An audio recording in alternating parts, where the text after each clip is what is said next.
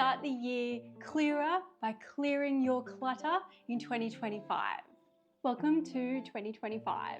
Let's declutter your house one space at a time and get you clear and happy and ready to face whatever you would like to accomplish in 2025. Making room for some amazing experiences and some brain space that we all know that the clutter often takes up. January feels like a natural reset. It's the new year. We all like to set goals or routines and things. And I think this particular one of decluttering and moving into organization is a perfect time of year to really step up and say, no, I'm ready to declutter. I'm going to give you a really great, straightforward list today that you can get in for the next few weeks. Do a really small step every day, and before you know it, the routines will be there and you will feel so much better, clearer, happier, and calmer for your 2025. It's the perfect time of year to refresh, clear the clutter so you have some fresh eyes for any design plans or renovations that you might have been thinking about. This is the perfect time to actually evaluate what you have, your space, and how you would like to make it better.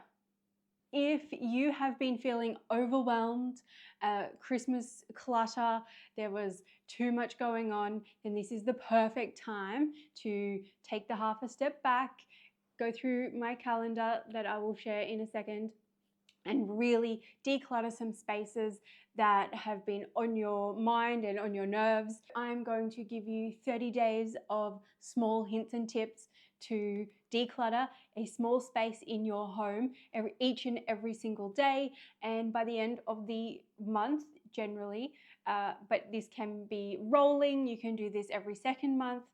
This is a great place to start if you have some decluttering to do and it is overwhelming and it is just too much for you to cope with. Then I strongly suggest that you just take your time, mark off the sheet, and before you know it, all of a sudden after your month, you've got 30 spaces that have been decluttered and you'll be feeling so much better. My routine is definitely a constant, slow and steady progress. I like to do things fortnightly or sometimes monthly, different spaces and different areas of the home, garage, shed, design room, everything. Workspaces, kitchen, each space generally is on the calendar to just double check, make sure nothing has accumulated that we just don't need anymore, and anything that is broken, I try to be quite conscious and it goes in the bin straight away. So I have created a January declutter calendar for you. I'll pop it on the screen so you can take a screenshot. You can also go into the link below and I will put the direct link in there to download the PDF. You don't need to pop in any details, it will just come up. But I just wanted to give something back and help everyone this time of year when everything does feel a little overwhelming. This is really, really easy.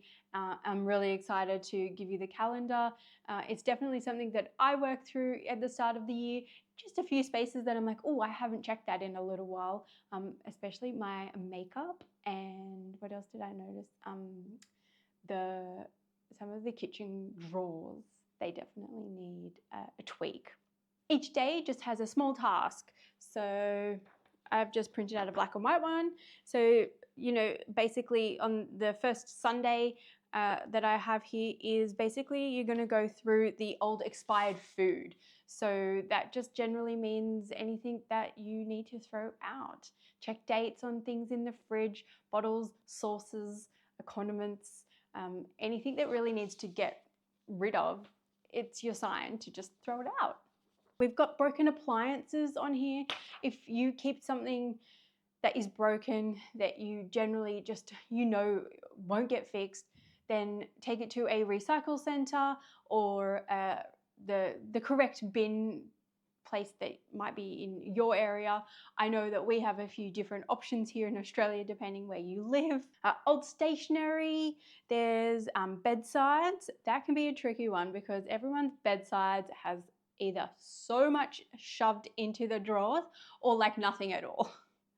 It's funny when I like do design, I do go into people's homes, and if we are redecorating a bedroom, we are looking at the bedsides and what kind of storage you do or you don't like to have is very personal. So those questions do come up, and sometimes we do go into a bedroom and say, how much do you have now? What would you prefer?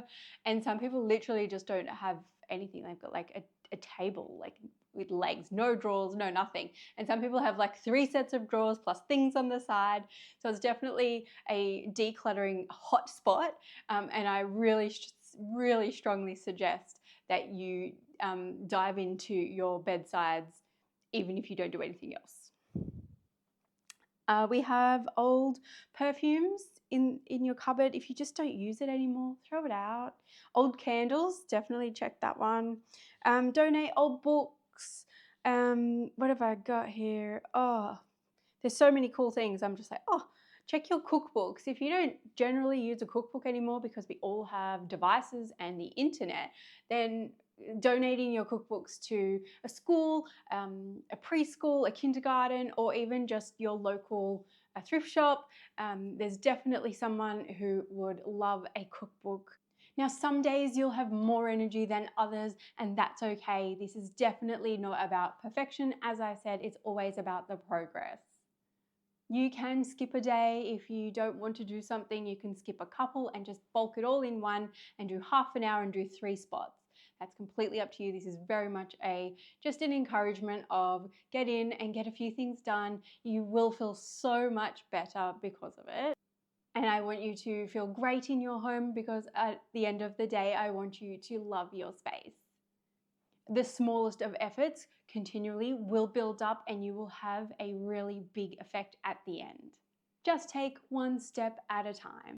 This method helps my home stay manageable, and even in a busy lifestyle, sometimes just the 10 minutes is all it takes to keep things under control and to not get too overwhelmed. If you are deciding to design or decorate this 2025 year, then I highly suggest that you do some decluttering in those spaces to really understand your needs, the function. You might be totally changing the color palette, therefore things will either need to be replaced or repainted or recovered. And it's really great to just start to jot down those ideas and the list, and so those items can either be put aside and prepared to be changed, or be given away, and those items can then be fully replaced in the new style that you're trying to achieve. If you do download the calendar, feel free to change the January to each month that you feel like that you need to declutter. It's not super specific to January. It is just a really, really great starting point for you and your routines in your space. You can change what you're decluttering if things aren't in your home and you don't have any of such and such, then by all means add in your own and send it to me, because I'd love to know what is a problem or a decluttering spot for you, so I could possibly add it into my my big list for later on in the year. So if you love decor, styling, DIY, gardens, and organization, those are things that I absolutely love talking about, and I'm really excited to dive deeper into them in 2025. So if you have found this really helpful, then I would love you to subscribe, like, and share. Let me know in the comments if this is something that you love to do or need help with. If you do have any questions at all, please don't forget to jump into the comments, or you can find me on my Instagram. I would love to get to know you even better, and have a wonderful 2025, and I will chat to you in my next one. Bye. Wow.